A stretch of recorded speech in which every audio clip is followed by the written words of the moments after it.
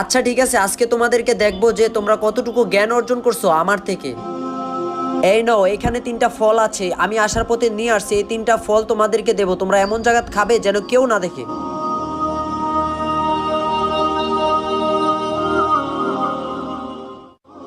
Müptelayız içimde Allah, dilimde Allah, zikrimde Allah, fikrimde Allah, aklımda Allah, aşkımda Allah, aslımda Allah, kanımda Allah। তোমরা কি ফল খেয়েছো? কেউ কি দেখছে?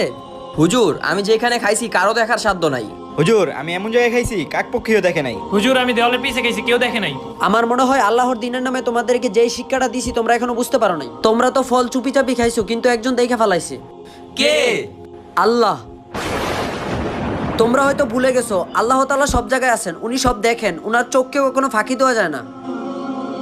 ভিডিওটি ভালো লাগলে অবশ্যই সাবস্ক্রাইব করবেন।